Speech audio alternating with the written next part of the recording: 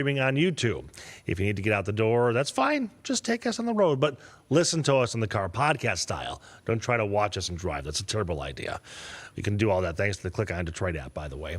A busy day full of deep dives and conversations. Getting a look at GM headquarters to start off your morning. We're going to have a very interesting conversation with the folks over at Cars.com about their American-made index and why the next time you buy that Ford Bronco or Chevy Blazer, it might not be quite as American as you think. Plus, heading to I-96 this morning. We're starting tomorrow. There's going to be some new rules of the road with big changes coming for drivers. And finally, 4 of the candidates for Detroit Mayor square off, looking to prove to voters why they should lead the city's next chapter of growth. Let's start your headlines this morning. We're going to take a live look downtown where in just a few hours, one of 2 Chinese researchers will be in that downtown Detroit Federal Courthouse accused of smuggling a dangerous fungus through Detroit Metro Airport. She and her boyfriend are accused of bringing that fungus into the U.S. to study at U of M's lab last year. Experts call the fungus a potential agricultural terrorism weapon. A preliminary hearing starts at 1 o'clock this afternoon. In less than 45 minutes, a gas station clerk will learn how long he is going to spend in prison for shooting and killing a man 2 years ago. This is security video from the gas station on Verner near Clark, where Mohammed Al-Gaham kicked the man out for trying to steal beef jerky. When the man tried to get back in, Al-Gaham walked up to the door and shot him. His sentencing is scheduled for 8:45, so about 45 minutes from now. Well, 504 days until voters pick the next governor of Michigan, and the candidate field is growing again. Former Republican State House Speaker Tom Leonard announcing his candidacy. Leonard served as a member of the State House from 2013 to 2019. Since March of 2020, he has been a member of the Bloomfield Hills-based Plunkett Cooney law firm. He is joining a very crowded pool of candidates looking to get the state's top job. Others on the Republican side of the ticket include Eric Nesbitt, Anthony Hudson, and Mike Cox. Democrats are Jocelyn Benson, Chris Swanson, Garland Gilchrist, and the Detroit Mayor Mike Duggan is running as an independent. Well, the leading candidates for Detroit's next mayor stepped up to the podium last night. Mary Sheffield, Solomon Kinlock Jr., James Craig, and Chantel Jenkins all told voters what their vision is for the city of Detroit. A lot of topics were top concerns for Detroiters, and one major one, education. Part of our survey showed that the majority of Detroiters feel public schools are worse off than they were 10 years ago, and a lot of you addressed it. But let's get specific with a 2-part question. What do you think has held DPSCD back, and what would you do to fix it? Ms. Sheffield, you're up first. Yeah, so I think it's a myriad of issues, but I think for me, more importantly, is how do we move forward? And so while the mayor does not control DPSCD, the mayor can be involved in changing outcomes. And so I will partner with the DPSCD, our superintendent, and create a commission that brings DPSCD and our charter schools together to measure the outcomes of our youth. We know that absenteeism is the #1 issue facing our school system. And so we will partner to address absenteeism, after-school programming, literacy, and tutoring to ensure that we're greater partners.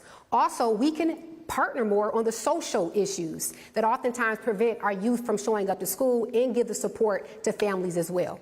Lastly, right now, every student that graduates from high school can get post-secondary education. We have to do a better job in ensuring more participation in the Detroit Promise, and through the mayor's office, we will track our program that ensures more of our graduates get into post-secondary education. So again, it's less about control, it's more about changing the outcomes for our youth.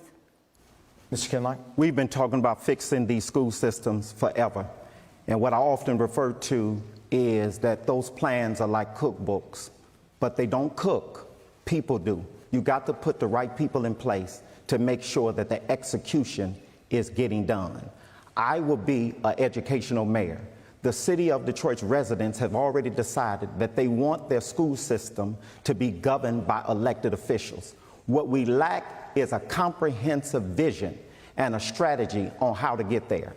In my first 100 days, I will appoint a chief educational officer that will work along with the school system in order to make sure that we're not just saying the kids are not showing up to school, because you can't fix the problem if you're just trying to plug up the leak. We got to figure out why these kids are not showing up to school, and we know what they are. There's so many social issues that we are ignoring and we're not addressing, and we will have somebody's in the mayor's office to complement those services. Time. Ms. Jenkins. This is another area where experience matters. I've worked in underperforming schools across this country, including the schools right here in the city of Detroit. I've had multiple conversations with our leaders in schools about what they need today, and they need help addressing the social determinants that are holding our kids back. We would expand a program that we had at Thought called Pathways to Potential, where we had people on the ground in the schools a couple days a week, so parents didn't have to go looking for help for basic needs. The help was right there on the ground. In addition, I would partner with schools to attract high-quality teachers. We have high-quality teachers in the system now, but we need more. And I'd say if you come to our city, you teach our kids, you live here, you can get a land bank house for free, and we'll give them a grant to repair the house. And it will create density in our neighborhoods. It will create more talent in our schools. And then lastly, safe spaces and places. Mr. Craig. Yes, I'm going to go a little controversial. Many of you know that I'm not afraid of that, but I'm going to call it like it is. You know, we've been talking about the schools, as the pastor indicated. Nothing's been done. Let me say, when I came in as police chief, if I performed like the superintendent's been performing, in 6 months I would have been fired. That's one. Now, that's the superintendent I inherit. As a mayor, my commitment is I will work with him. We talk about absenteeism. Do we know why the absentee rate is what it is? Let me tell you, I'm going to give you, this is not as controversial, but here's the issue. The morale of the teachers is at the bottom. When people who do the real work, like the police officers, when their morale is at the bottom, leaders know how to work with the folks in those environments. The teachers' morale is down. These children go into those environments, and guess what? They don't want to be there. All right. Unless you're driving, I'd like you to take a look at your screen right now. If you missed last night's debate, don't worry. We've got the entire conversation posted on our website at clickondetroit.com right now. You can scan that QR code. You can see the full debate there on the left-hand side of your screen. On the right-hand side, that's a better look at all the candidates running for mayor. You can read their background and their pitches to Detroit voters. Again, all of it at clickondetroit.com. Well, many Americans may be in the market for a new car right now, and some of you say, I want an American-made car or truck. But just how American is that car? Cars.com released their American-made index about 45 minutes ago, and it turns out the Detroit Big Three, not so American after all, at least according to them. Take a look at the top cars that are the most American-made. Number 5 on the list, from Detroit Big Three, that's the Jeep Gladiator. Number 4, Tesla Model X. Number 3, Tesla Model S. Number 2, the Tesla Model Y. And the most American car, you guessed it, that's the Tesla as well, the Model 3. Now, while Tesla is an American company, many cars on the list include Kia, Acura, Honda, which leads to the question, what actually is American-made? By the way, there were only 3 cars in the top 20 American-made cars that came from the Big Three. Those were the Gladiator again, the Jeep Wrangler, which came at 13th, and the Chevrolet Colorado, which came in at 19th. Joining us more to talk about these ratings is Patrick Masterson from Cars.com. Patrick, thank you so much for doing this with us and explaining all this. Before we get into it, can you kind of explain I guess, the criteria that you use to determine what is American-made based on your index? Yeah, absolutely. So Cars.com's American Made Index is an independent annual ranking. It's been going for 20 years now. And we basically are trying to solve the question of what vehicles most contribute to the national economy. We do that through 5 factors. Location of final assembly is the most important one. That's a very simple binary. If it's not finished here, then it doesn't qualify. But that doesn't tell the full story of the manufacturing process. So we try to dig a little bit deeper. One aspect of it is U.S. Canadian parts content percentage.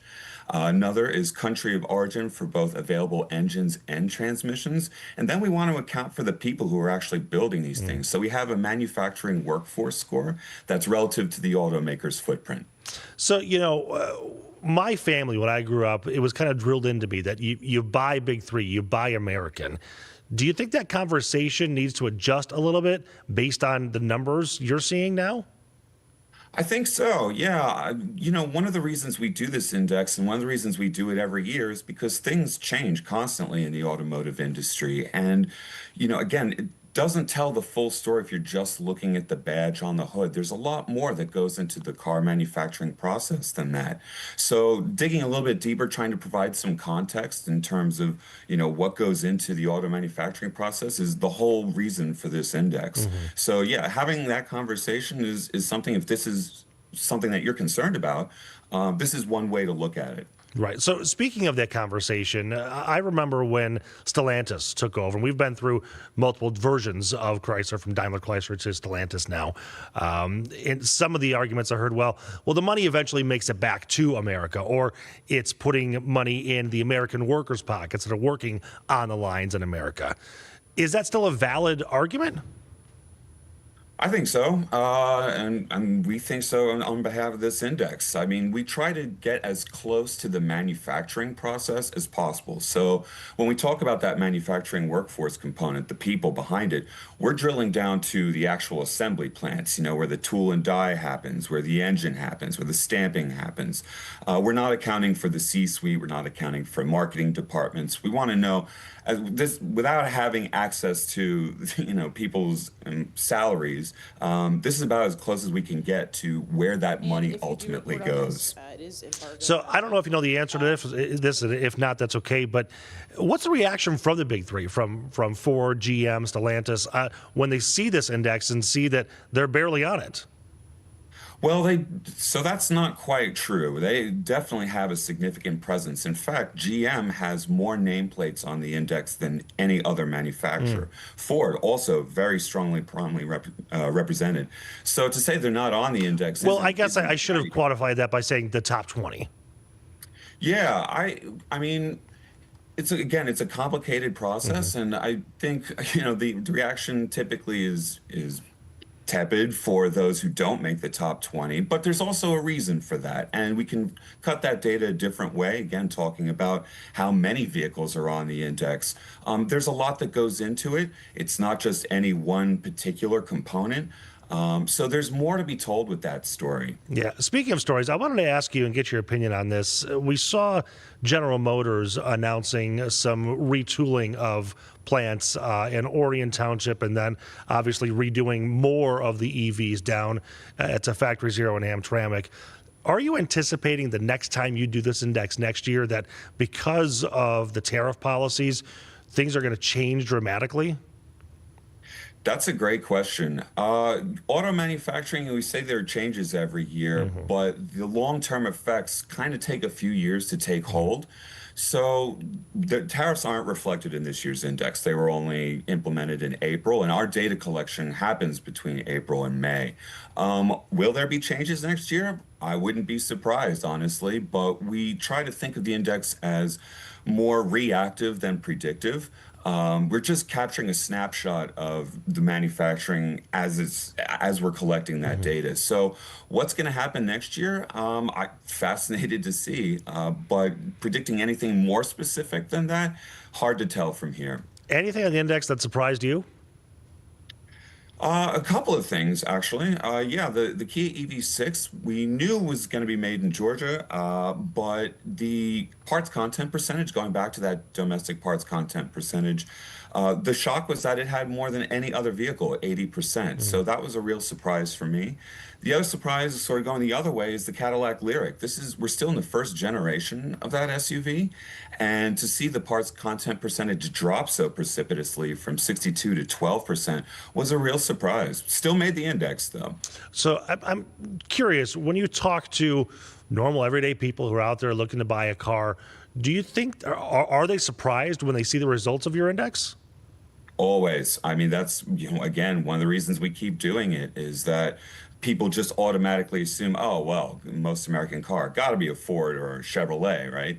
But that's not the case. If you, again, going a little bit deeper and seeing what actually goes into these vehicles, it's a bit of a surprise, which is, again, why we continue to do it. Yeah. All right, Patrick, thank you so much for your time this morning. Very insightful to see what's actually under the hood, literally.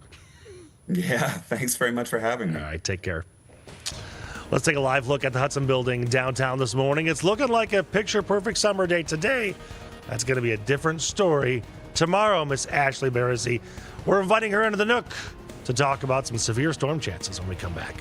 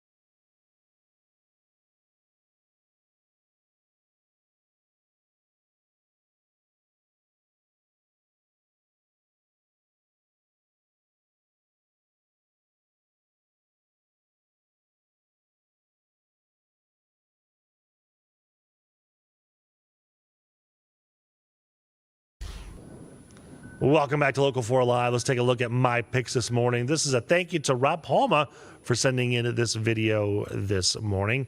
He simply captioned it, Pontiac Lake Sunset, June 14th, 2025. What a pretty sunset that is, too. You can see that QR code there at the bottom of your screen right now. Scan that. That's going to take you to our My Picks page. We do want to see all of your pictures or videos throughout Metro Detroit. We want to see through your eyes. We might even share one of those videos right here on Local 4 Live.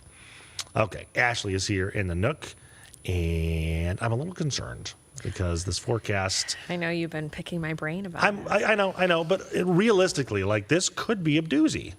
It could be, well, in comparison to just the calm conditions that we've been in. We had such a cold snap that spring is usually that transitional season where you have the warmer days clashing with that cold front. You see some more of that activity, but we just have been on the cooler side for any of those fronts to come through. It just hasn't really amounted to much. So yeah, here we are, and finally the heat and humidity on the rise, and we're looking at a front coming in, and that could create some trouble. The heat causes problems. It does, in more than one way. But yeah, let's go ahead and talk about your weather headlines. So 80s through the week. Tolerable today, though. We're going to be warmer, and the humidity starting to rise, and so I kind of hesitate when I say tolerable, but in comparison to the 90s on tap next week. So we're cranking up the heat. We're cranking up the humidity. But with that, that will clash with the front. We actually have two fronts rolling through tomorrow. You can never trust a warm front, and that lifts early on, but then it's that cold front that I'm more worried about into the afternoon and evening. And we're going to get into the specific details in just a moment. Here is another look at downtown Detroit. You see it in the corner of your screen as well, but we're going to put the current temperatures on there for you. 68 degrees in the city, 67 in Ann Arbor, same in Pontiac, and 72 in Monroe. So really on either side of 70 at this hour. We'll get to 86 for that afternoon high. You can expect a mix of sun and clouds. I can't rule out an isolated pop-up, but I'm telling you the chances are so minimal, I wouldn't count on it. Now, muggy meter, you see that we are dealing with muggy conditions through tomorrow. Still a little bit muggy Thursday, Friday, but maybe not quite as bad as what we have on tap. Some of those clouds giving way to some sun. You get a couple little blips of green, which would indicate maybe just that little light shower. But overall, I think that we're dry today. Now, there's the warm front that's lifting early tomorrow morning. That brings some scattered shower and storm chances, I think more so towards the Saginaw Valley and, that region, the Tri-Cities area. But by the time we get to, I would say just after 3 is when we have a line of storms that begin to develop. Now, there still are a few discrepancies with these high resolution models on the timing, but this is kind of the middle of the road. So I think this is a better chance for the timing when it comes to that line rolling through. It's ahead of the cold front with that low pressure system. By 5 o'clock, we're still dealing with the threat on the east side and then some scattered rain chances and some storms heading into the evening. Front pushes through late in the evening, and then we have some rain that'll be on the back edge of that going into tomorrow morning. Nothing severe, or Thursday morning, nothing severe for Thursday morning, but inconvenient nonetheless. So Wednesday, enhanced level 3 risk for Howell, Ann Arbor, down into Monroe, so our far southwestern suburbs. Level 2 slight risk for the rest of the metro area. You get up into the Thumb region down into Port Huron. That's where there's that level 1 marginal risk. The biggest threat could be straight line winds, damaging wind gusts upward of 70 miles per hour, and hail could possibly get to about 1 inch in diameter, if not greater. That doesn't mean we're absolutely going to see that, but the ingredients are there for that. We could see some flooding because of rainfall, maybe upward of 1 inch in some pockets, and tornadoes can't be ruled out. So really all threats are on the table.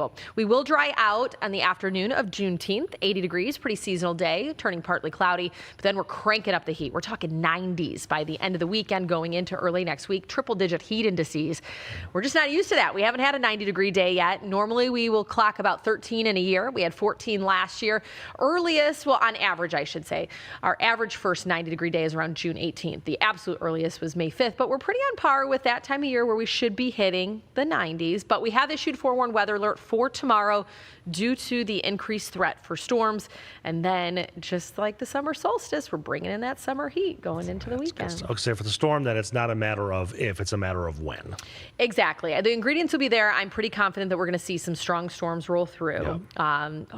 Hoping they don't reach the severe limits, but there's a higher likelihood they will, especially to the southwest.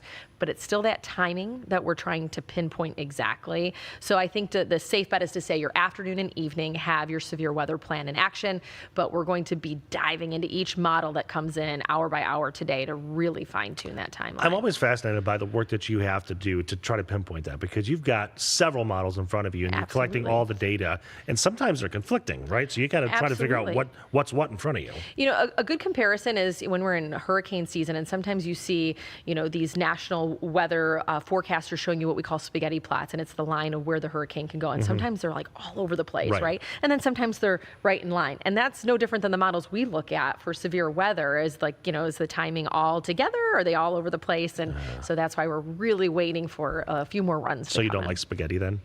I do like spaghetti. I love my mom's spaghetti, just like Eminem. Oh my gosh, that's a mom joke right there. No, I mean, it's true. My mom's spaghetti. All right, thanks, Ashley. The city of Sterling Heights taking on blight. We're back with the conversation with the city planner and city manager about their plans to revitalize all the empty strip malls throughout that entire city.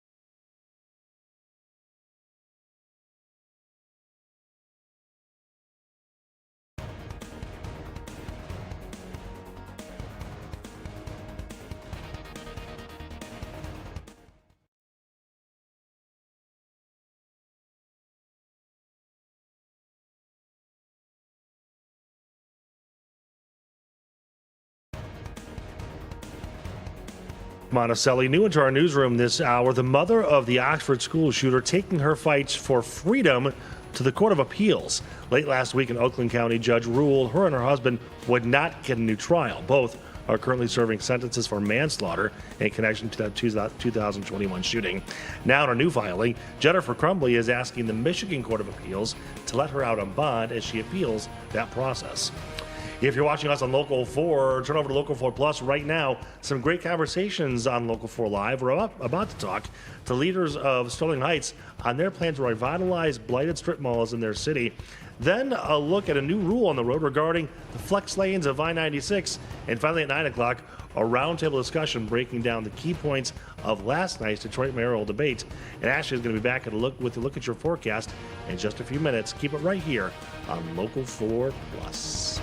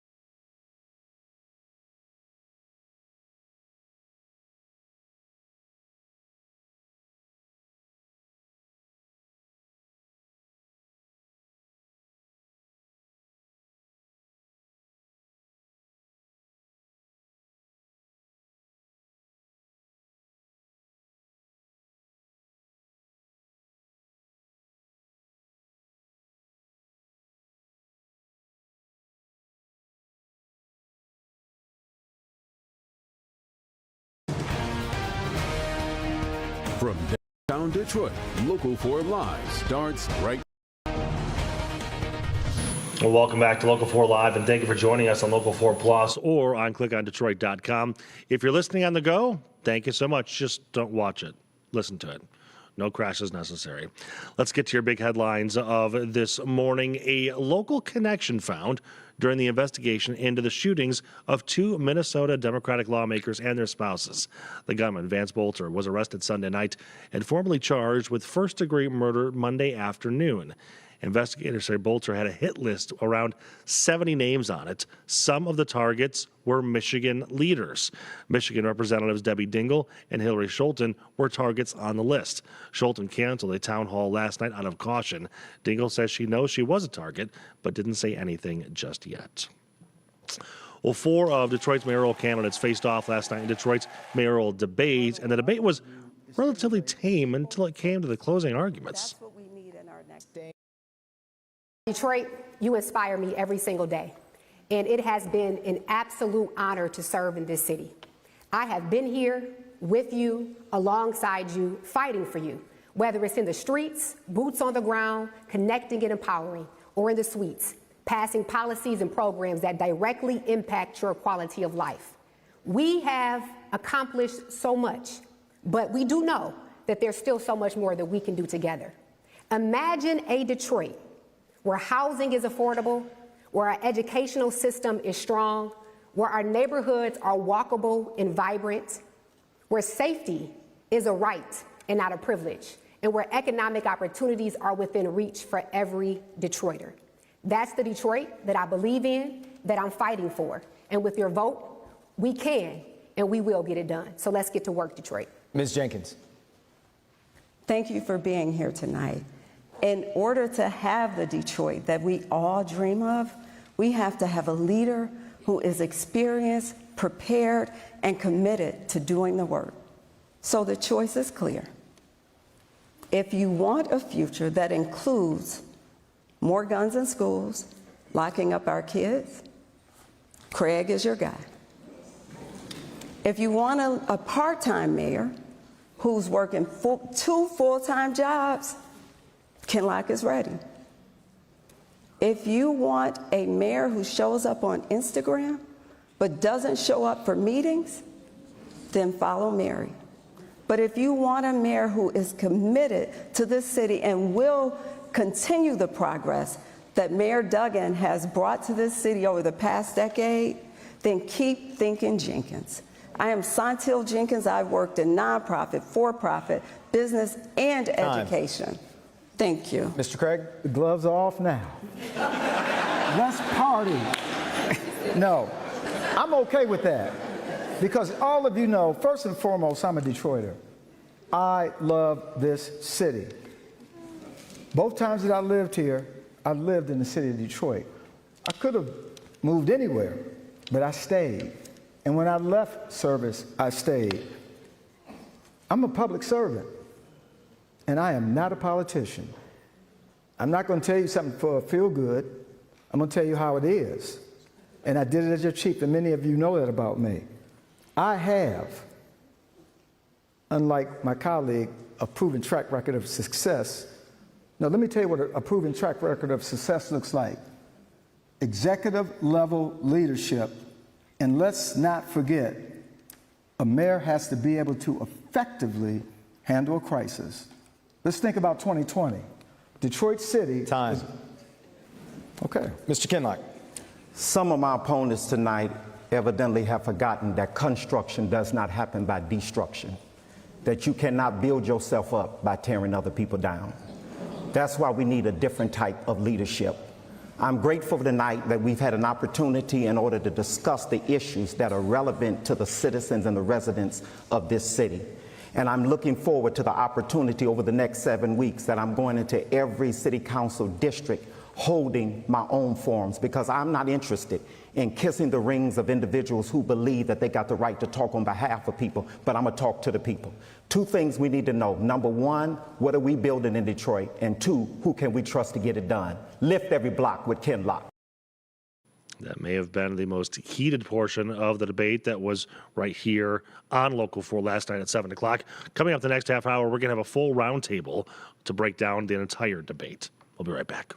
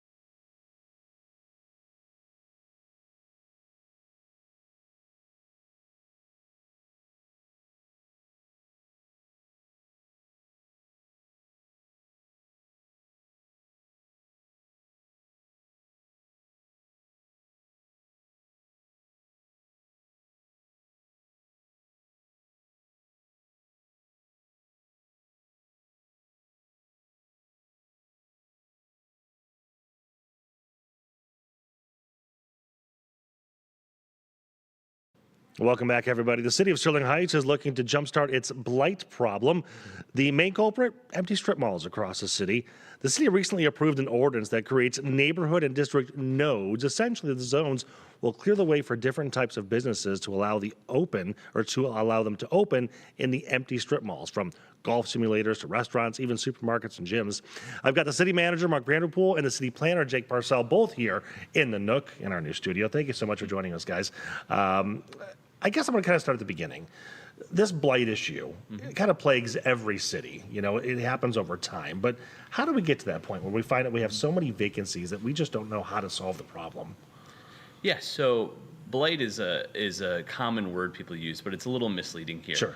We don't have things that aren't well kept up, but we're noticing trends nationally and statewide that have been really concerning. Mid-sized pharmacies, different types of larger supermarkets, retailers, 30,000 square feet down to 10,000 square feet are going dark. Yep. And we have to be proactive to find a solution for that. So what we wanted to do is kind of open up all of our tools in the playbook to find new uses that people can put into their strip malls if they're experiencing these vacancies without having them linger for a year or two. And that way we can help revitalize some of these corners. So we're working to do that through this tool. So when you say that, we don't have to say names, but you're talking about pharmacies that'll go away, or the grocery stores that might downsize or move someplace else, and when they leave, there's a giant hole in the strip mall. So it sounds like, Mark, that what you've done is essentially try to cut some of the red tape so you can get more businesses better opportunities to move into these spaces. I think that's a fair assessment.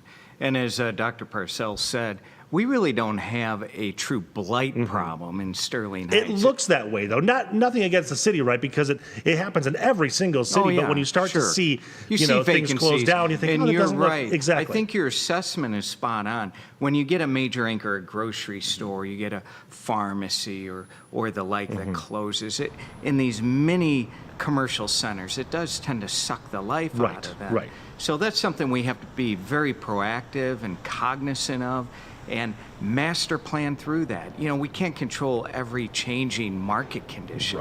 We can't predict when Rite Aids and CVS's are going to close, but what we can do is make it as user-friendly as possible for adaptive reuses, and that's what we're doing through our master plan. So how do you do that then? How do you make it user-friendly? What does that mean in terms of moving a business in?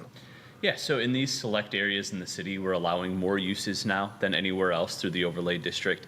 And the biggest one is that we're allowing for administrative parking reductions. So we're doing an active parking study right now. We're seeing how large these parking lots are that are going underutilized because the ordinance was drafted 30 years ago.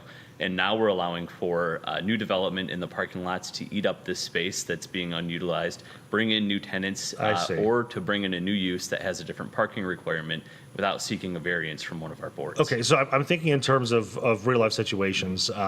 My daughter dances at Gotta Dance, Shaner and Hall Road there, and brand new apartment complex went up in a parking lot that 95% of the time, none of those spaces were used. Is that kind of what you're talking about? 100%. You know, we're looking at how to more efficiently use this space, whether it's bringing in plazas and green space, benches, amenities, and patios for people, or if it's building new buildings out or fitting in new buildings that we can give some administrative flexibility for. And I will say that is a great example. And we have got pushback on that, though. We were did. Not happy with you about it. We did, but when you drive by it now, you see it. The parking lot is jam-packed. The church is adding on. The vacancy rate has declined significantly. That corner is very vibrant now. And we have many other examples like that across the city. We have another development forthcoming, similar concept, on Van Dyke. We have another one on Van Dyke just south of 15 Mile Road that's coming. So that's a creative way to revitalize these areas, and it's working. You can drive through the city and see many examples of this. So how do you then do all of this with the rising costs of property taxes, of rent if these are going to be leased out, to commercial properties.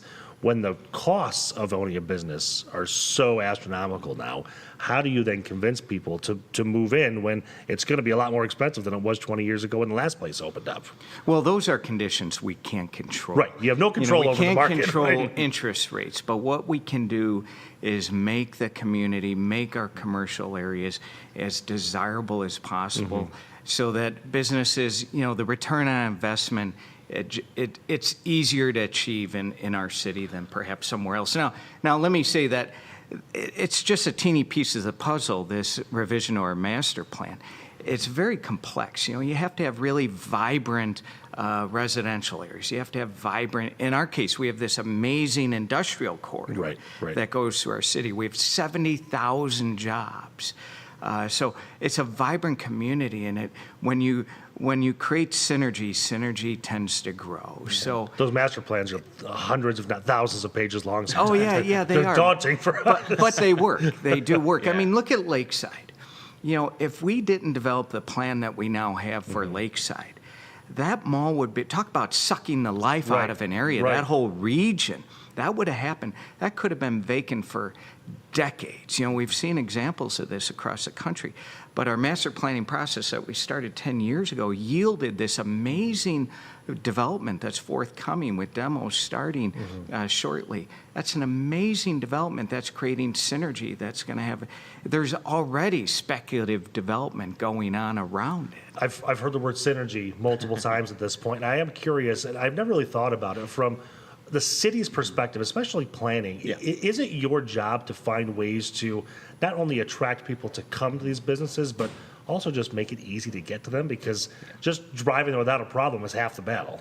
Yeah, 100%. And so our master plan is only 375 Okay. pages, so pretty digestible. But that's our whole job. So our emphasis on our node chapter was all about walkability, green space, and connectivity. So how can people get to their Which houses? are kind of buzzwords right now, but they actually work, don't they? They work 100%. But our city is about 74% single-family homes. So how do we connect those neighborhoods and the people who live in the city to these commercial corners? And it's a big emphasis on public-private partnerships. So we have different strategies for the neighborhood and the district nodes, including facade renovation, including public right-of-way improvements, benches, seating, bus stop work. So it's a public-private partnership that we're seeking to strive for, bringing in the county, bringing in transit providers, and then helping provide this for the residents. And then on the tail end, just helping to advertise the businesses that come in and give them a platform to be successful in the city. Producer Mary is giving me a wrap, but I have to ask you one more question, Mark. On the lakeside front of things, what's the timeline there? Because I thought we would see some progress, but not yet, and maybe my timeline is just off in my mind. Well, it's very complicated. As you know, when you heard Mayor Duggan's State of the City, there is state legislation that is required to clear the last hurdle with respect to the transformational brownfield plan. Okay. So that legislation has been prepared. It's ready to be introduced. There's bipartisan support. So once that legislation is introduced and the transformational brownfield cap increases, then we can proceed to demo. So the developer's expecting Q1 of 2026 for demo work. Gotcha. Okay. Then you'll see the actual construction So we'll see some rising out bulldozers. of the earth. Can I drive one of the bulldozers? I would love to. We both could. Deal. We I both grew up on that mall, so I have to have the opportunity. All right, gentlemen, thank you so much for your time, and thank you for the work. And to help explain the process behind all is fascinating to me, because I don't think people realize what you have to do to try to figure out how to replace a CVS or a Rite Aid. So, guys, thank you very much. Thank you. Thank you. All right, we're going to take a live look at this, the Penguin Cam. But when we do that, first I have to bring in Ashley, because we're talking about the weather, and it's been fantastic out there. But I am kind of curious as Ashley makes her way into the nook. 90 degrees. How do penguins feel when it turns 90 degrees? Oh, I guess they've got their little thing in there. They don't really have to go outside, do they? No, they just swim around in there and Just have hang fun. out? Yeah. We got extra chairs. I know. so- Who else wants to come over the nook? Yeah, let's have some fun. Penguins are so cool, right? Like that's the thing. Like when you think of the hot weather, and you're like, oh, it's too hot to go to the zoo. It really isn't, because there are a lot of No. indoor exhibits. Right. Like there's not a bad day to really be at the zoo. So I know those misting fans. That's the key. That is the key. I MC Sunset at the zoo every year, which is coming up this Friday. And last year it was sweltering, and then I'm like, here we go again. Yeah. Did you do the misting fan? No, I probably should. How do you though. deal with the humidity and the mugginess with the hair? Do you just let it go at that point? Just forget it? Let it go. Let it go. That's like my Elsa moment. Yeah, right? Throwing a baseball hat like, I'm here. That's usually when the hair is like clipped back or something like that. So the humidity is on the rise today. You're going to notice it. It's not going to be oppressive, but it will be muggy. And so temperatures right now are on either side of 70 across southeastern Michigan. And we're just going to continue to tick upward from here. So 86, the high for today. I wouldn't be surprised, though, if you were to see a couple areas maybe exceed that if we get a little more sunshine mixing in, which we anticipate. Now, that muggy meter, it's going to be a little more tropical as we head into tomorrow, which is not great news because when you have the heat and you pair that with that humidity and then a clashing cold front, and that will be the perfect recipe for some strong to severe storms to be firing off, which we do anticipate to have, at the very least, strong storms that could potentially reach severe limits. And we'll talk more about that in just a moment. Let's walk you through the hour by hour today. So we're peeling back some of those clouds by mid-afternoon. You might get an isolated pop-up, but I'm really not banking on it. I think we stay dry. Now we have that warm front that starts to brush across the thumb and the northern tier, at least, of our suburbs come tomorrow morning. That could bring a few scattered showers, and I'm going to say non-severe storms, though you never can trust a warm front, so maybe some of those were to reach severe limits, but the better chance will be as we head into the later part of Wednesday. So we're getting new runs coming in. You see as that low and that cold front starts to inch in. Now it's pulling this in just a little bit later, and I've been talking all day about how this timing's been in flux. Now, this one kind of pulling that in after 6 or 7. Originally, that was 4 or 5, so that's a brand new run that just came in, and we're still dealing with that around 10 o'clock or so. So I think these models are getting a little more in agreement, and that would make more sense if it was to be more during the dinner hour tomorrow with just those scattered chances for the first part of the day. Now, the bigger threat's still down in the southwestern portion of southeast Michigan. We're talking Howell, Ann Arbor, down into Monroe, but all of us under a threat. Damaging wind gusts upward of 70 miles per hour, large hail, few tornadoes, and even some flooding will all be possible. We could pick up an inch of rain in some spots. We're drying things out by Thursday afternoon, 80 for Juneteenth. We'll have partly cloudy skies for the second part of the day. Then we're really cranking up the heat. So you need to make plans on how you're going to stay cool going into next week with 90-degree days on tap. We've yet to hit 90. We averaged 13 in a year. Last year we had 14 90-degree days. So we'll have to see how many we end up with this year. But our average first 90-degree day is June 18th. So pretty much right on pace with where we should be starting this warm up. First official day of summer's Friday, summer solstice, and right on cue, we are warming things up. I do want to point out, though, Nick, Monday, fireworks. Sunny and 94. Oh my gosh. I know. I mean, people go out and they're hanging out all day, getting their spot. I mean, they need to practice hydrate, bring the water. Safety, chilled water in a cooler. Bring the tent to protect yourself from the sun. Even an umbrella if you have to. That's why I said bring your umbrella for fireworks, not to dodge the rain, but to protect yourself from the sun. Oh my gosh. Okay. Well, at least when there's no rain. As for right now, yes. All right, Ashley, thank you so much. The rules of the road about to change along I-96. Next, we're going to hear from Diane Cross and MDOT on what drivers need to know for tomorrow's morning rush hour.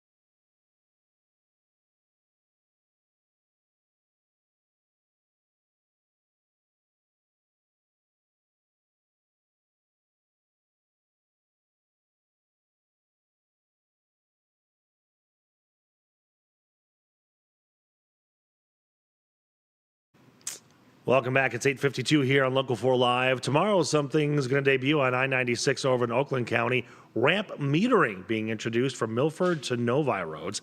The idea is to make the commute safe and smooth, but from this photo here, it looks a little complicated. Priya Mann talking to MDOT about how all of this works for drivers. Hey, good morning, Nick. You know it's serious when I'm wearing a safety vest, but safety is first when you're standing on a freeway ramp. And the reason we're doing that, see those lights behind me? Not every day you see traffic lights, but here in Oakland County along 96, we're going to start seeing some of these metered ramps. We want to bring in Diane Cross with MDOT. Diane, thank you for joining us this morning. This is a strange sight. Well, it is for drivers here in Michigan. This is the first time we've had this in decades. Many decades ago, we used to have them on M10, I swear 94 as well. But we're starting it here in Oakland County. First time we've got it on 8 different ramps. And it's just like any other traffic signal. If you see red, you have to stop. You see green, you can go. It's a 2-part system. Congested traffic on 96 will trigger these sensors to turn on. As traffic comes up the ramp, there'll be a sensor that signals start flashing yellow. Then it goes to either green or red, depending on which side of the ramp you're on. There's 2 lanes, so when you get down to it, you have to follow your own traffic signal. It's just like normal signal use. And which ramps are we talking about here in Oakland County? Of the 8, they're at Milford Road, Wixom Road, and Novi Roads. Those are the ones that we've had a lot of problems with crashes, rear-end crashes getting onto the freeway, side swipes when people try to merge. But even with the signal ramp controlling when you get onto the freeway, you still have to pay attention like any time.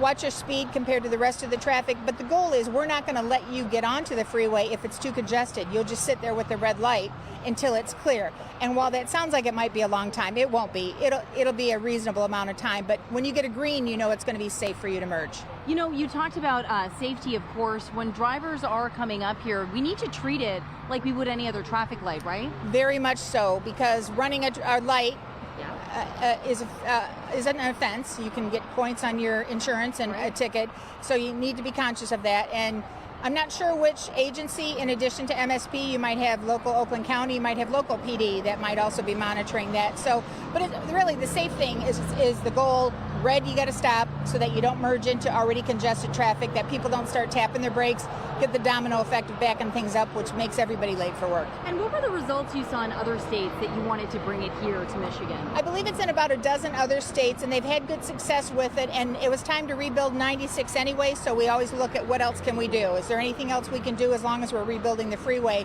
And that's why we've added it to 96, because we just rebuilt it in the last couple of years. All right, and so this one goes into effect here in New Hudson tomorrow. Tomorrow, this one. And the other 7, because there's a total of 8, they're within the next 2 weeks. Okay. Physically, we have to turn the signals around and redo final testing on it before they go live. All right, and what is your final message for drivers who might be taken by surprise when they see this? Well, as always, both hands on the wheel, both eyes on the road. If you're paying attention, you're going to notice that there's a new signal. So really, when you're behind the wheel, when you're driving, please only drive when you're driving. That's great advice there, Diane. Thank you so much. So again, these metered ramps go into effect starting tomorrow and then over the course of the next 2 weeks. So when you pull up to the freeway, make sure you're following those traffic signals. Nick, I'll send it back to you. All right, Priya, it's worth it. I was used to them in California. It actually did help the traffic flow into the ramps. Still so much to talk about here in the next half hour. A roundtable of guests to break down last night's Detroit mayoral debate, get their opinion as to who performed the best and who needs to improve their campaign strategy.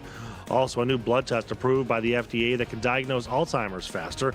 We've got a conversation with the doctor on what this could mean for those who may have a family history of it. Plus, a bit of history coming your way. 112 years ago, the landscape of working at a car factory forever changed. More news and weather in our next half hour. Stay with us.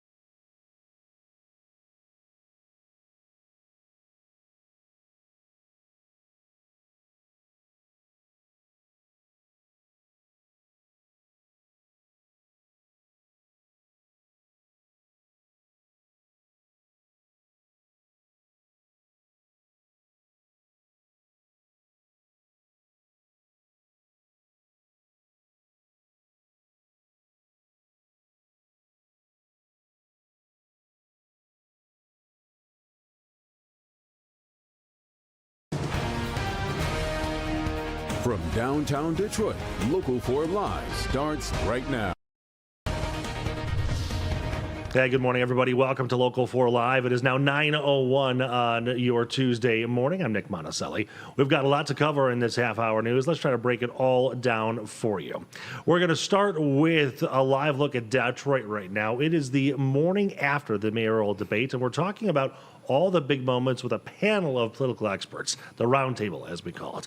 The top issues for voters, who called for a top official to be fired, who came out swinging at the very, very end of the debate. Plus, we're keeping an eye on the markets. We're expecting them to slip just a little bit with all the turmoil in the Middle East. We're going to bring you live to the start of the trading in about half an hour now.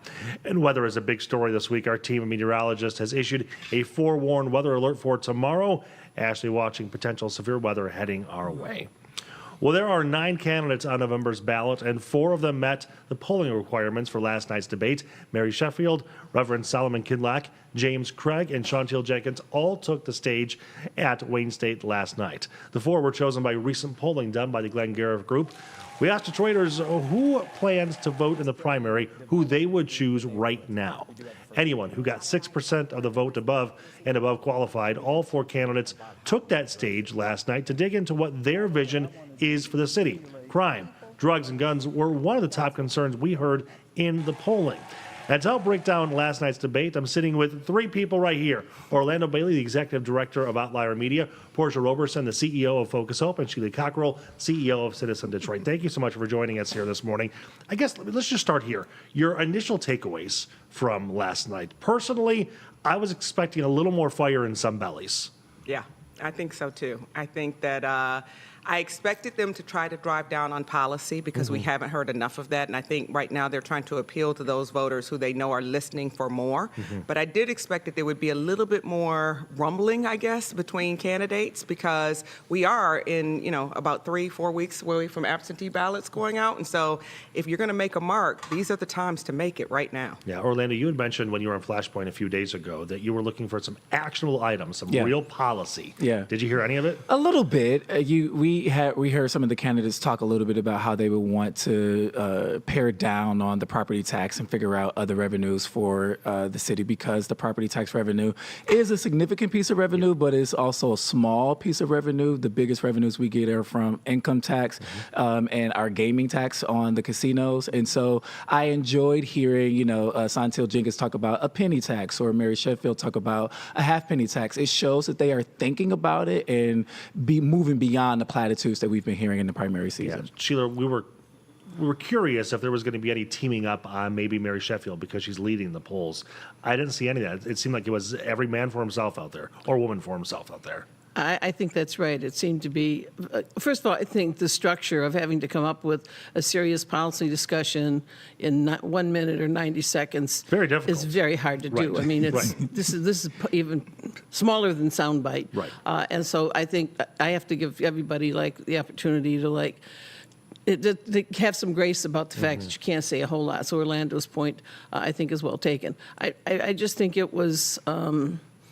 There were not a lot of fireworks. Personally, I think fireworks, by definition, make for less real engagement as opposed to more. So I'm not unhappy. I know, but that's why. But you don't get policy out of it. Right, I know. But I just don't it's think. It's a political reality, and I love what you're saying about the time, but I have to posit that if I were up there, I would have had Jason cut me off every single time. I would have run all of my time out and tried to go overtime to get my point across. James Craig could have used that strategy a lot. He got cut off a lot before he was even able to make a point. We actually saw a lot of comments about that, the fact that it seemed to take him a while to get going. Probably 10 or 15 seconds, which when you have 60 is a lot of time. Right. It's a lot of time. Right. I mean, he liked to talk about how happy he was to get a question or that was a good question. It's like, you don't need to tell people that it's a good question. Jason knows it's a good question. You need to move on and get out an answer.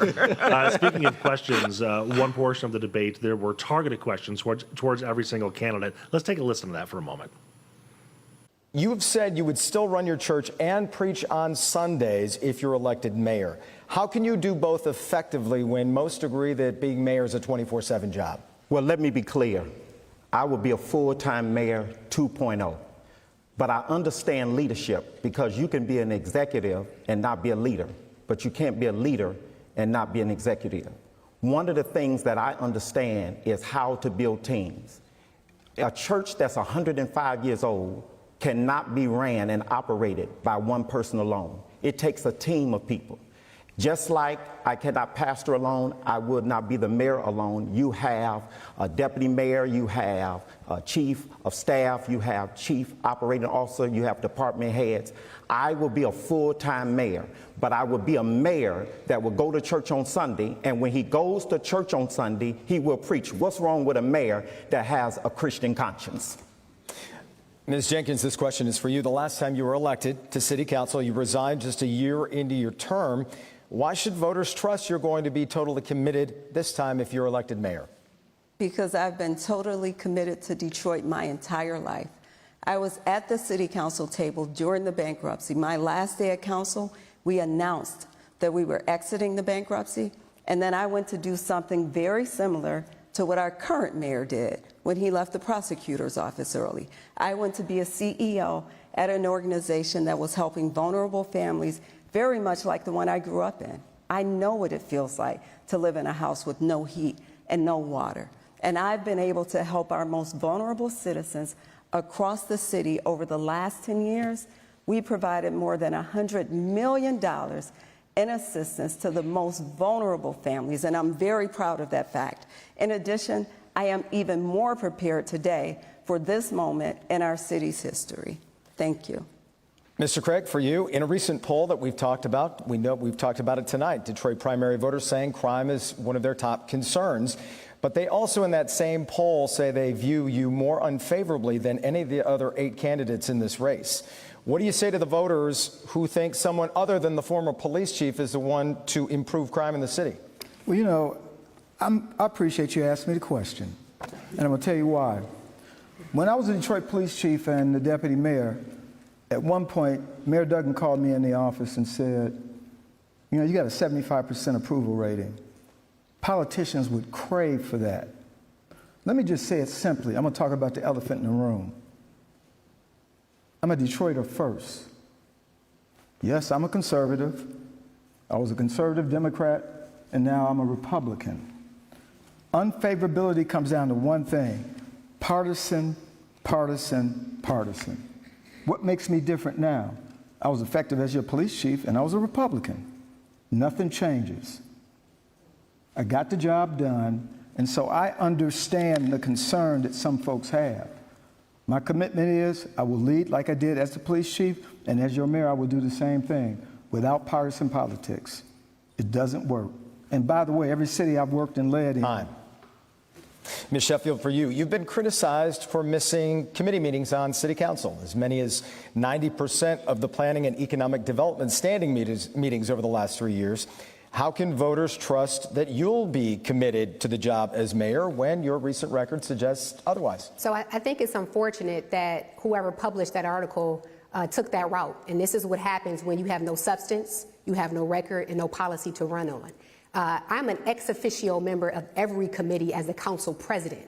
I preside over the formal session, which I chair on Tuesdays. And so no sitting council president goes to every single committee because you're ex officio of them all. So it's a false report. And again, this is what we go back to in politics when you don't have substance, when you don't have a record, and you're not sure what you're running on. I think Detroiters prefer to hear about my plan and vision, what I've done for Detroit. Now, let me be clear. We have not done everything right. And I've done as much as I can as a city council president to move this city forward. And we're going to build on that foundation that we've laid to ensure that everyone in this city benefits from the growth of Detroit. All right, so walking away from those individual pointed questions, what are the moments that you take out of that and say, okay, I see that, or I don't see that? I see that James Craig has a problem with time because he got called time quite a bit. You know, I think that, again, as Sheila said, I think people were trying to get out some policy conversations that are hard to do in such a short span of time. But I do think that they touched on some issues that were really important that voters want to hear about, especially those of us who sort of dabble in this world all the time. I think that's the interesting thing about a debate, though, is that people are trying to talk to different types of voters. So there's a little bit of the fireworks for people who really lean into that and wanted to see that, particularly wanted to see that from Santil, because that is the thing that I've heard the most, is that she's spot on with policy and how to run the city, but they're worried about the energy around running the city. So I think she tried to lean into that a little bit more. Okay. Well, I think each of the people handled the question in their own, the one pointed question in their own manner. I think that believe the Santil and Mary did the best job overall and answering those questions, responding in those questions. Yeah, Orlando? I think that the base, the support base for each of the candidates were happy with how each candidate answered the question. I think that Ken Locke is getting advice that this messaging for him is working about being pastor and still being the mayor at the same time. Stick with that messaging. And he's sticking with that messaging.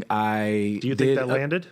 I think it landed with his base. I don't think it's landing with people who are questioning the integrity of that, right? I don't think the messaging is as effective enough, or maybe he didn't have enough time to fully explain what that makeup would look like. But, a quick Facebook scan, a quick Instagram scan, the Ken Locke supporters are happy with his answer. The Sheffield supporters are happy with her answer. The Jenkins But we're not camp, going after our supporters anymore. Yeah. We're trying to get those undecideds. Exactly. And I'm not certain if those folks who were undecided have a new candidate that they're putting their support behind. We've got about a minute left before break. Do we think that anybody won some undecideds last night? I think Santil might have won some undecideds last night. I think she really came out. She was strong throughout, and then she sort of lobbed as they say, the shots were fired at the end. I didn't really think it was a shot. I think, this is politics, and somebody's got to say something. But I think she picked up probably a few undecideds last night. Yeah. Well, I think more importantly, the people who don't even pay attention to the fact that there's an election are the people that everybody should be addressing, because basically it's people who pay attention are inside a political beltway in the city, and so that's a small group, right? And so let's go to the people who 10 aren't seconds. Any paying. undecideds? No, I don't. Okay. Yeah. All right, we're going to come back. We're going to look at the discussion on crime that we had yesterday, and we'll listen to all the closing statements. We can hear those fireworks, or maybe lack thereof, when we come back.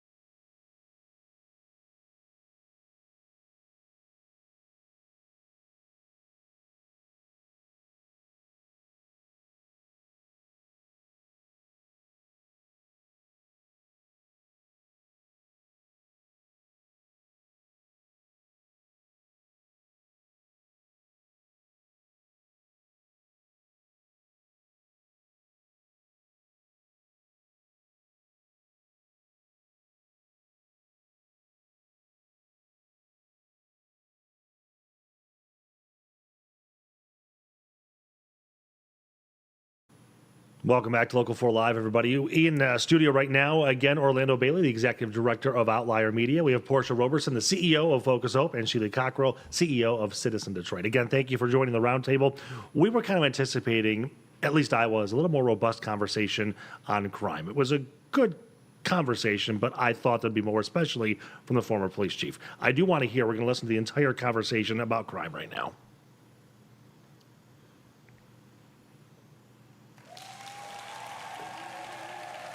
People first. That's what we have to make prevention a part of our crime reduction strategy and not just over-police our communities into safety. We have to make sure that the good men and women of our police department have the resources that they need for real community policing throughout the city of Detroit. And we have to have safe spaces and places for our young people between the most dangerous hours of the day, and that is 3 p.m. and 8 p.m. Community policing, building trust-based relationships in our community. When I got here in 2013, the community didn't trust the police department. When I got here in 2013, we had a response time of over an hour. We had a clearance rate to homicides of 11%. We held people accountable. And during that holding people accountable, we changed the organization. As your mayor, I will continue to build on the successes that we realized during my tenure. Without a doubt, Detroit has become more safe. But if people don't feel safe, we have a lot more work to do. And so my goal would be to build on the success that has taken place thus far, particularly within community violence intervention, where we have organizations that go out into our neighborhoods, and within those zip codes, we've seen a 50% reduction in crime in those areas. I do believe we do need more boots on the ground, old school community policing like we used to have, in a way that does not over-police but builds trust. If you're going to decrease crime, we got to give people opportunity. And we got to make sure that we have the resources appropriated so that we're not allocating those resources to costly settlements. When we just look, because sometimes you can be so close to the forest you can't see the trees. When we just look at the fact that in the last 3 years, City Council approved more than $63 million in DPD settlements. At some point, we got to ask ourselves, how many more officers could we put on the street? How much more equipment? How many more mental professionals could we equip our department with? All right, so how did they do on the topic of crime? Oh, man. Now, this was a fiery response. You know, I like how Sheffield acknowledged the work of the community violence intervention work that has been going on. That is neighborhoods and community groups policing themselves and using restorative practices to reduce crime in neighborhoods. I love that. I love how she toed the line between more community policing but not making sure that people don't feel over-policed. Sure.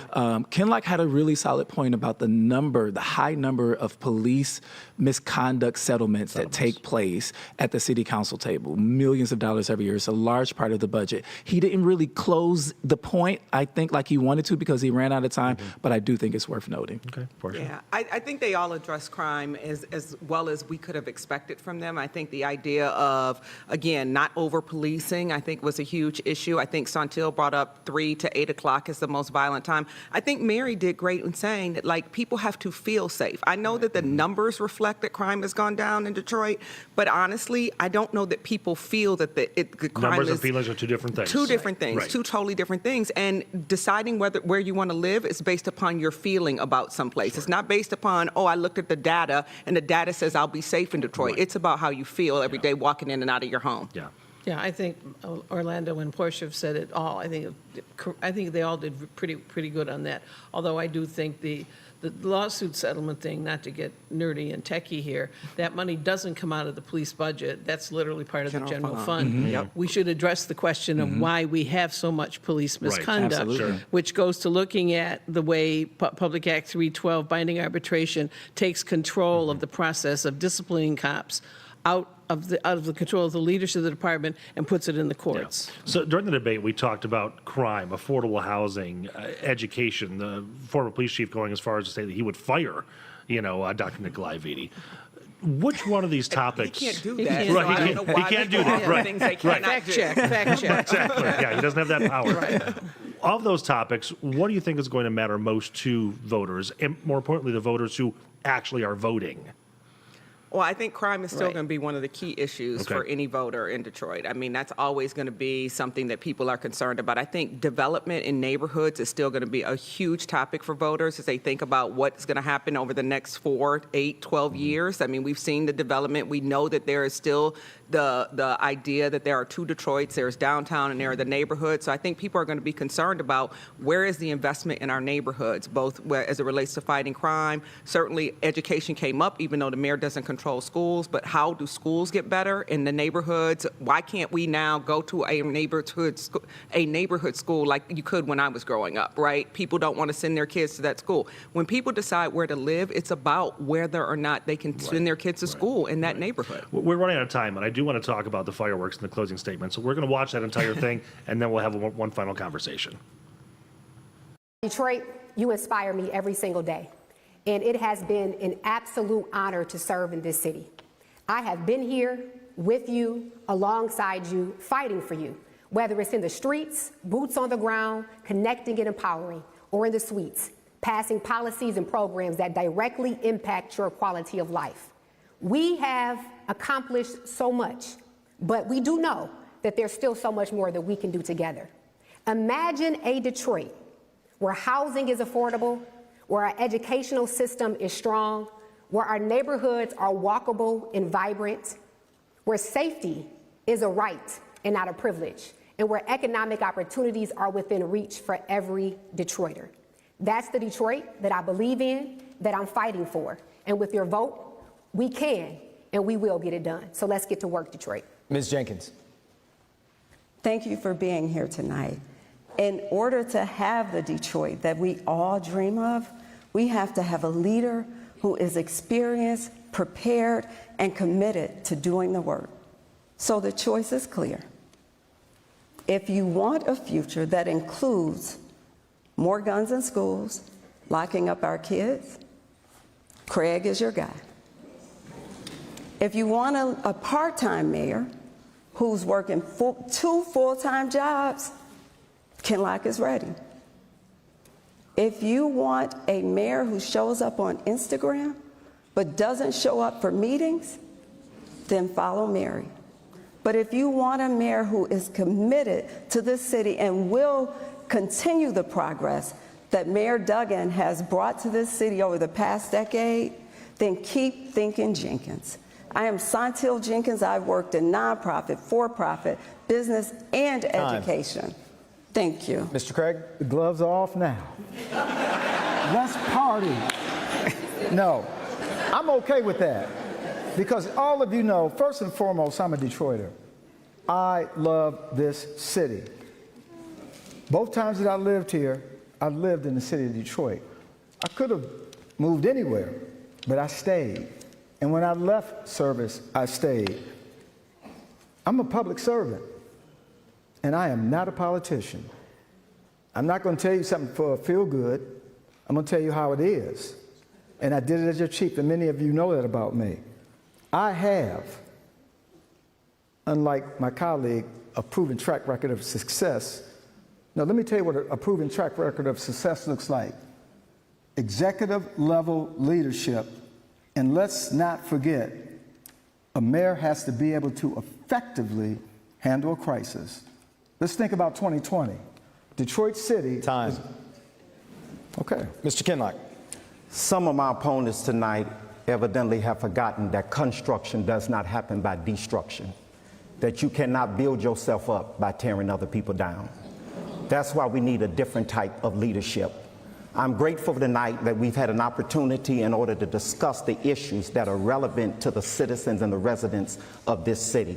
And I'm looking forward to the opportunity over the next 7 weeks that I'm going into every city council district holding my own forums, because I'm not interested in kissing the rings of individuals who believe that they got the right to talk on behalf of people, but I'm gonna talk to the people.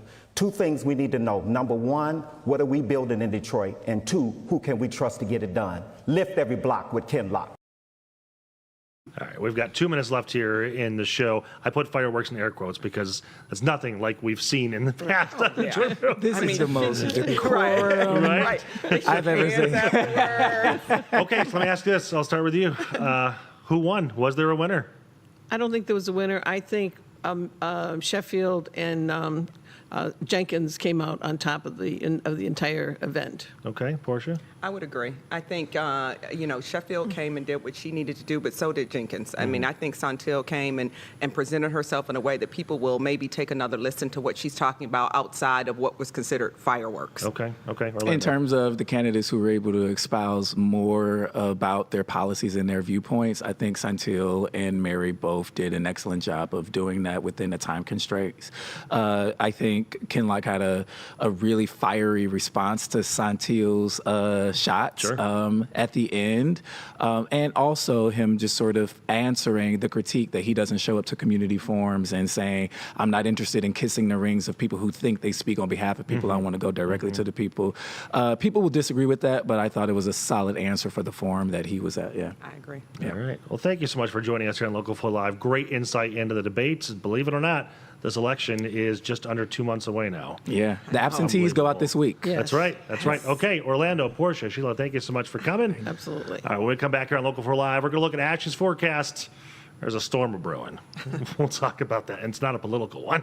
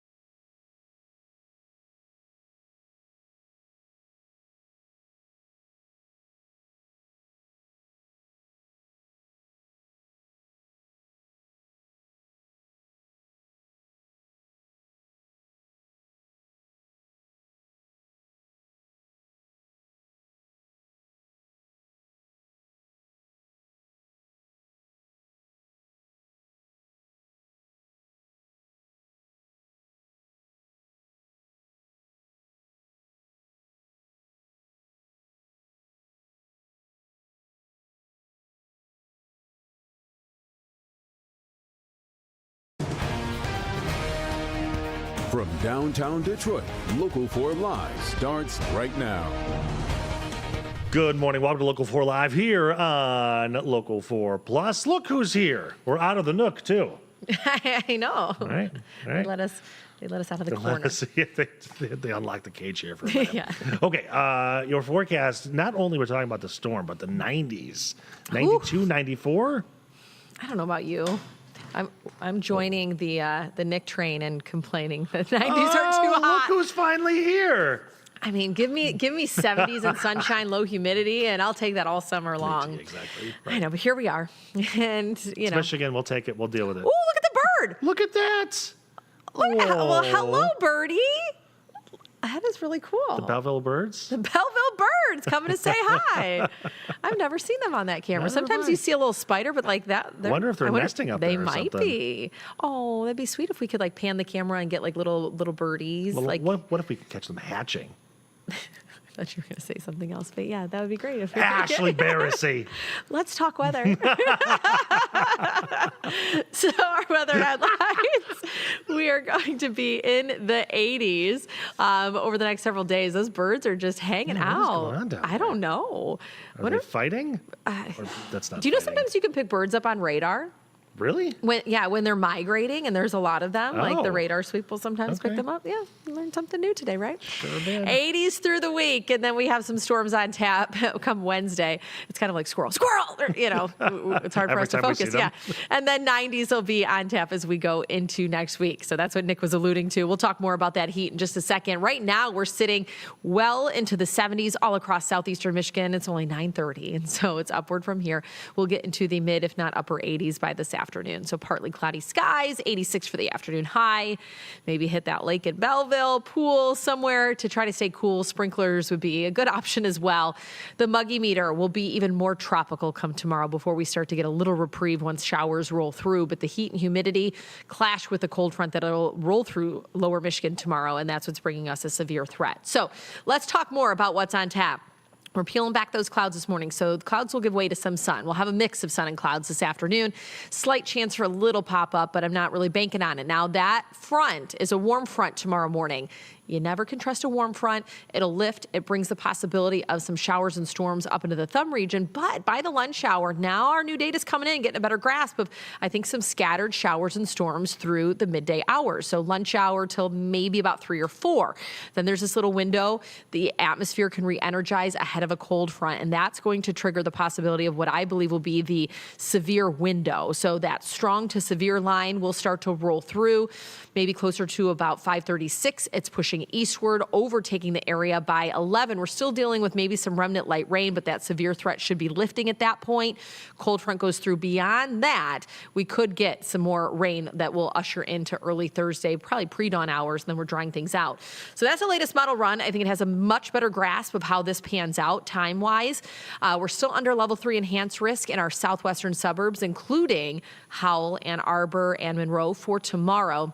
All of us under some kind of threat, but here's the deal. Damaging wind gusts over 70 miles per hour will be the primary threat, but large hail, inch in diameter, and a few tornadoes cannot be ruled out with the ingredients in the atmosphere. And then, of course, some flash flooding where we get pockets of maybe up to an inch of rain. So for Juneteenth on Thursday, we'll dry things out. We'll have that lingering pre-dawn shower, but partly cloudy, seasonal, 80. And then on Friday, it's the summer solstice, and that's the first official day of summer, and we're cranking up the heat. Back in the mid-80s, and then right around 90 as we head into the weekend. We've yet to hit 90 this year. We average 13 90-degree-plus days in a year. Last year, we had 14 of them, and the average first day that we hit 90 is June 18th. So we're pretty much right in the timeline here of when we should be experiencing some of what we would call those extreme heat days. Now, it is worth mentioning what you don't see on that 7-day is that heat indices will probably be in the triple digits. And so it's important to focus on that because Monday is the Ford fireworks, sunshine, which means fireworks will be a go, but it's going to be hot. It's going to feel like we're probably in the low 100s. So you want to make sure you take the proper precautions for the excessive heat. But Wednesday, tomorrow, forewarned weather alert due to the severe threat that I just broke down for you. Speaking of the threat, I guess what's concerning me also is not just the storm itself, but the rainfall rate. It always causes Right. issues when you have that much that quickly. Absolutely. I mean, there are just some areas across Metro Detroit, southeastern Michigan, that the infrastructure just can't keep up with that. And I mean, you've been out in those places, you There's know the always usual flooding. suspects. Yep, Yeah. every single time. So if you live in one of those areas, just prepare that you could be dealing with some flooding tomorrow because of those heavy downpours. Okay. Ashley, thank you very much. Well, on some of your headlines this morning, President Donald Trump says he is seeking a real end to the conflict with Israel and Iran, arguing it's better than a ceasefire, while also appearing to suggest that giving up entirely on negotiating is also a possibility. Trump said that to CNN this morning aboard Air Force One. This coming after the back and forth strikes yesterday. Sirens were sounding in several parts of Israel all night after a fresh wave of missiles were launched from Iran. Israel's air defenses were working to intercept the Iranian strikes.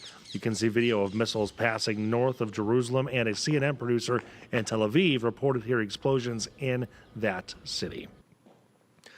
Keeping a live look at the stock market this morning, you can see we're currently down right now. Experts say it may slip up and down today because of that turmoil in the Middle East. Again, that's where we're standing right now, but we will be keeping an eye on it all day long. Heading back home now, the mother of the Oxford school shooter taking her fight for freedom to the Court of Appeals. Late last week, an Oakland County judge ruled her and her husband would not get a new trial. Both are currently serving sentences for manslaughter in connection to the 2021 shooting. Now, in a new court filing, Jennifer Crumbly is asking the Michigan Court of Appeals to let her out on bond as she is appealing that decision. Politicians campaign ads. There's 504 days until voters pick the next governor of Michigan, and the candidate field is growing again. Former Republican State House Speaker Tom Leonard announcing his candidacy. Leonard served as a member of the State House from 2013 to 2019. Since March of 2020, he has been a member of the Bloomfield Hills-based Plunkett Cooney law firm. Let's take a look at some brand new stories over on clickondetroit.com this Tuesday morning. The Motown Museum will stop tours for about a year to finish construction on its expansion. The museum making that announcement yesterday, saying the tours will pause on October 1st. The museum is expanding to include new interactive exhibits, a theater, and community gathering spaces. It was supposed to open next summer, but that has been pushed back. Well, it is not orange construction cones, but you're going to see something new and maybe confusing along your commute if you're going on I-96 in Oakland County. Tomorrow, ramp metering starts on the expressway between Novi and Milford Roads. It works like a traffic light. It's designed to make your commute easier. Priya Mann is breaking down how all the flashing lights work. Hey, good morning, Nick. You know it's serious when I'm wearing a safety vest, but safety is first when you're standing on a freeway ramp. And the reason we're doing that, see those lights behind me? Not every day you see traffic lights, but here in Oakland County along 96, we're going to start seeing some of these metered ramps. We want to bring in Diane Cross with MDOT. Diane, thank you for joining us this morning. This is a strange sight. Well, it is for drivers here in Michigan. This is the first time we've had this in decades. Many decades ago, we used to have them on M10, I swear 94 as well. But we're starting it here in Oakland County. First time we've got it on 8 different ramps. And it's just like any other traffic signal. If you see red, you have to stop. You see green, you can go. It's a 2-part system. Congested traffic on 96 will trigger these sensors to turn on. As traffic comes up the ramp, there'll be a sensor that signals start flashing yellow. Then it goes to either green or red, depending on which side of the ramp you're on. There's 2 lanes, so when you get down to it, you have to follow your own traffic signal. It's just like normal signal use. And which ramps are we talking about here in Oakland County? Of the 8, they're at Milford Road, Wixom Road, and Novi Roads. Those are the ones that we've had a lot of problems with crashes, rear-end crashes getting onto the freeway, side swipes when people try to merge. But even with the signal ramp controlling when you get onto the freeway, you still have to pay attention like any time. Watch your speed compared to the rest of the traffic, but the goal is we're not going to let you get onto the freeway if it's too congested. You'll just sit there with the red light until it's clear. And while that sounds like it might be a long time, it won't be. It'll be a reasonable amount of time, but when you get a green, you know it's going to be safe for you to merge. You know, you talked about safety, of course. When drivers are coming up here, we need to treat it like we would any other traffic light, right? Very much so, because running a light is an offense. You can get points on your insurance and a ticket, so you need to be conscious of that. And I'm not sure which agency, in addition to MSP, you might have local Oakland County, you might have local PD that might also be monitoring that. So, but really the safe thing is the goal. Red, you got to stop so that you don't merge into already congested traffic, that people don't start tapping their brakes, get the domino effect of backing things up, which makes everybody late for work. And what were the results you saw in other states that you wanted to bring it here to Michigan? I believe it's in about a dozen other states, and they've had good success with it, and it was time to rebuild 96 anyway, so we always look at what else can we do. Is there anything else we can do as long as we're rebuilding the freeway? And that's why we've added it to 96, because we just rebuilt it in the last couple of years. All right, and so this one goes into effect here in New Hudson tomorrow. This one. And the other 7, because there's a total of 8, they're within the next 2 weeks. Okay. Physically, we have to turn the signals around and redo final testing on it before they go live. All right, and what is your final message for drivers who might be taken by surprise when they see this? Well, as always, both hands on the wheel, both eyes on the road. If you're paying attention, you're going to notice that there's a new signal. So really, when you're behind the wheel, when you're driving, please only drive when you're driving. That's great advice there, Diane. Thank you so much. So again, these metered ramps go into effect starting tomorrow and then over the course of the next 2 weeks. So when you pull up to the freeway, make sure you're following those traffic signals. Nick, I'll send it back to you. Thanks, Priya. We love the vest. All right, coming up next, a big medical question. Can a blood test determine your risk of developing Alzheimer's? A doctor from Henry Ford joins us next to talk about this breakthrough. Then, this day in history with an important moment for auto workers.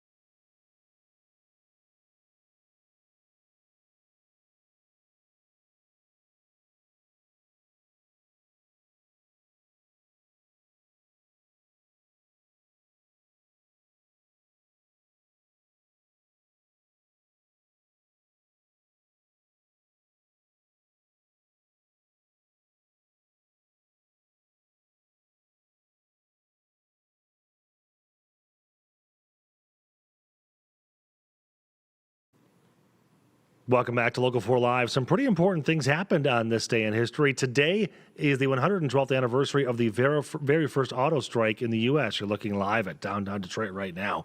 On June 17, 1913, auto workers at Studebaker plants across Detroit went on strike because the automakers shifted their pay schedule from weekly to every other week. Studebaker did agree to some changes in pay policy. The strike ended a few days later. Also on this day in 1885, the Statue of Liberty arrived in New York. It was a gift from France and was dismantled and shipped across the Atlantic. It came in 350 pieces and took about 4 months to put together. Both of these fun facts were in Local 4's Morning Report. It's a newsletter that goes out every single morning from our team at clickondetroit.com. You can sign up on our website as you look live there right now at the Statue of Liberty. We all know that Alzheimer's is a very serious disease, but some new research is coming to light that might help detect it earlier on. The FDA has now approved a blood test that helps detect biomarkers of Alzheimer's disease. Experts are saying it significantly increases opportunities for early detection and treatment. Here to help us kind of understand how all of this is working and how it could benefit you and your loved ones, Dr. William Buduris from the Michigan Institute for Neurological Disorders. Thank you so much for joining us, Doctor. This is kind of a big deal, especially if there's a family history of Alzheimer's.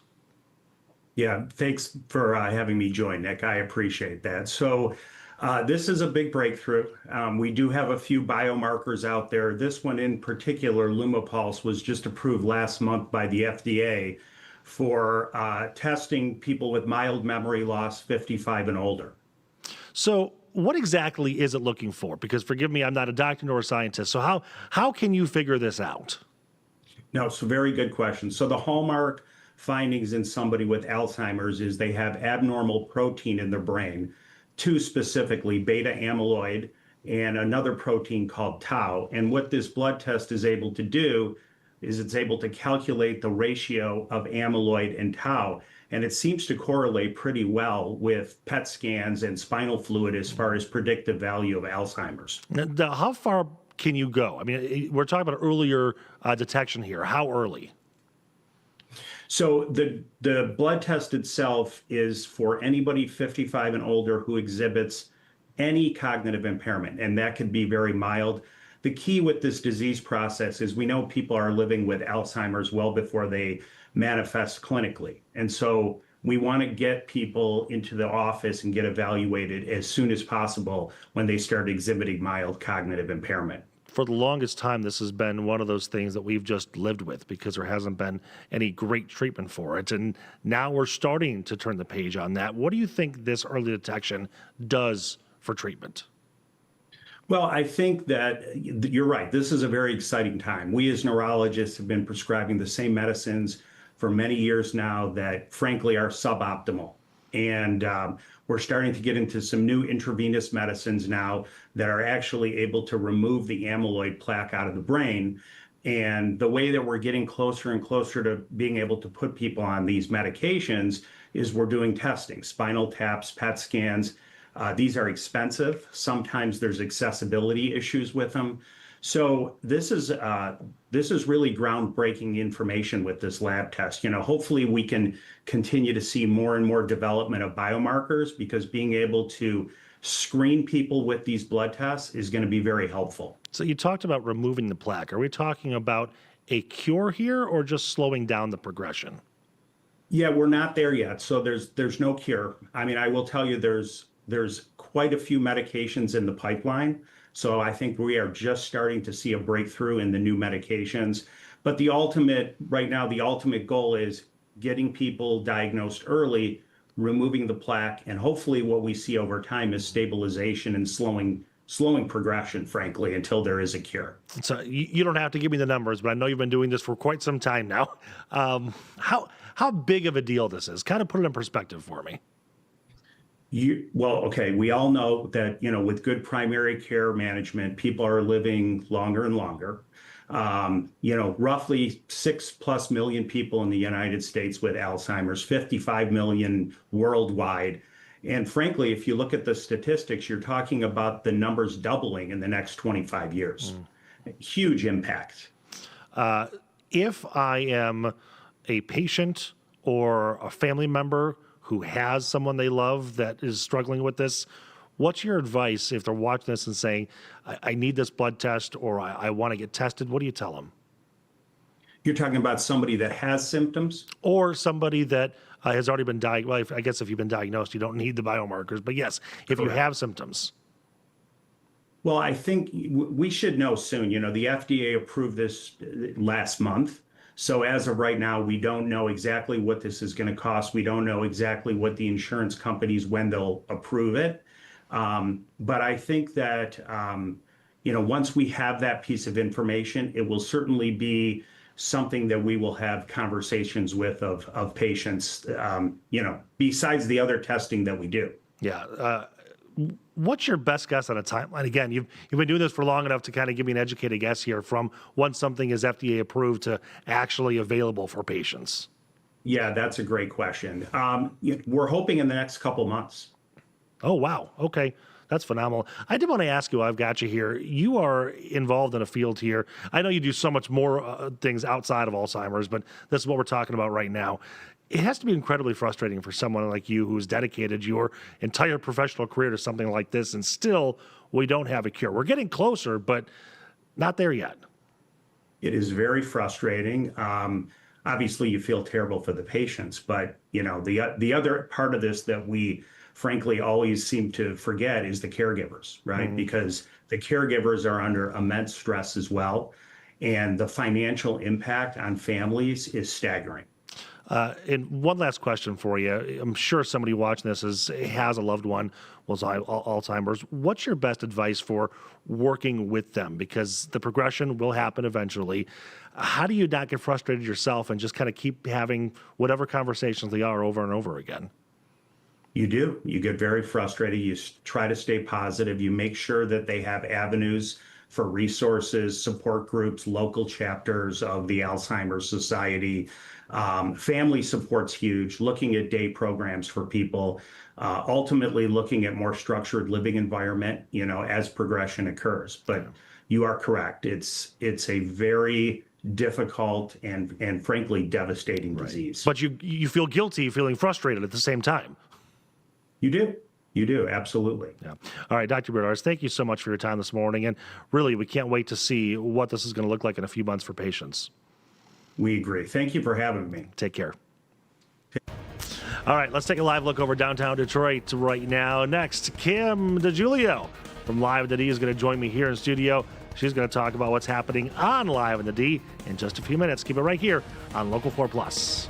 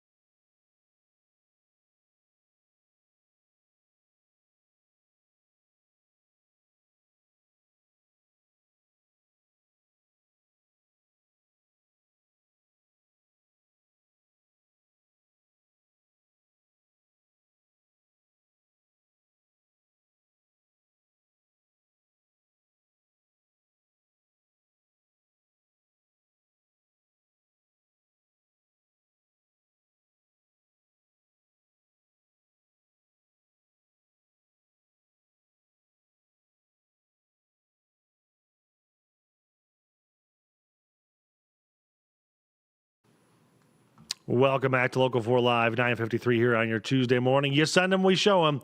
We're taking a live look, or a look, I should say, at our My Pick of the Day. A beautiful shot from Rob, who saw the sunset over on Pontiac Lake and said, I got to get a pic of that. He sent it in, we showed it. If anybody, you, your friends, your family, even your neighbor, maybe your dog takes a picture, send it to us. Submit these photos right here on My Picks. All you have to do is scan that QR code there at the bottom left-hand corner of your screen. It'll go to My Picks and click on Detroit.com, and then we'll show it here. So much more to come here on Local 4 and Local 4 Plus. But Live at the D is coming up in an hour and 6 minutes. And look who just happened to wander into the studio. Just happened. Just happened to be around. Wow. What is this place I see here? Okay, Live at the D, what do we got? Well, we've got a great show on tap for today. I'm going to be hosting with John Jordan, filling in for Tati, who has the day off. And we've got a really fun show lined up for you. Dog parks. A lot of people go to the dog parks. The dogs love the dog parks, right? Does Chance love the dog park? He does, but he's very particular about which dogs he likes. Oh. So there's a whole etiquette thing. He's kind of snobby? He likes smaller dogs than him. He likes to be like the alpha, Oh, okay. I think, which is so if very. a greyhound shows up, he's out. Oh, definitely, he's out. What's the biggest dog? There's like those Great Dane dogs. Oh, he's terrified. yes. I cannot be at the dog park with a Great Dane and him because. I think he thinks it's like a horse or something, to be honest. It is, honestly. Yeah. So yeah, we're going to be talking about dog park etiquette. Okay. Especially because now it's warmer out. Yeah. You're taking your dog out to the dog park. Ashley says it's going to be 94 degrees. Maybe too hot for the dog park, to there be you go. honest. Right. So we are talking about that. Also, do you do online shopping? Are you an online shopper? It depends. Or is that your wife? No, honestly, it's more about what I can find locally. Like, I still Yeah. try to buy them, but like when it comes down to like, this pair of shorts I really like, so you just have to buy it online. For sure. Yeah. But we're talking about how much online shopping do you do? Is there like a cutoff? No, I mean, for some people, like, I don't know, my husband every day, he'll like come home and he'll be like, another box for you. And I'm like, well, I don't have time to get to the store, okay? Yeah. So, you know. Amazon Prime is working out well for you, isn't it? It certainly is. You know, how those many per just- day show up? Like yesterday we had 2, Yeah. which I should really consolidate. Like, How often do something show up? You're like, what did I order? Oh, 100%, 100% of the time. I have no idea what's coming in. But I told my husband, like, I'm doing less trips to, like, the grocery store Right. because I just think of something. And, you know. Also, getting around is probably getting a little harder for you, isn't It's it? a lot harder, yeah. So we're going to be, that's our couch Waddling club down question. the grocery store aisles. Well, who's waddling here? No, yeah, so we're going to be talking about that, our couch club question, which, by the way, is super fun because our viewers can interact Yes, with what right, question we right. have. You just scan the QR code on the screen and then interact with us because that's what Live in the D is all about, interaction. Yeah, so second week of hosting now, right? Second week of Yeah, so hosting. you liking it? I'm loving it. What a change of pace. Very much Very change cool, of right? pace. Like just different content, different stories. I know. Right? I was talking to my girlfriend yesterday, and she was like, "I love that store you had on yesterday. Like, I want to go and shop there." And I'm like, "Oh my gosh, how cool to highlight Right? these local businesses." Look at that. It's fun. No more traffic crashes. All right. Exactly. Kim, thank you so much. Thanks Yeah. for joining us here on Local 4 Live, and thank you for being here. Make it a great Tuesday, everybody.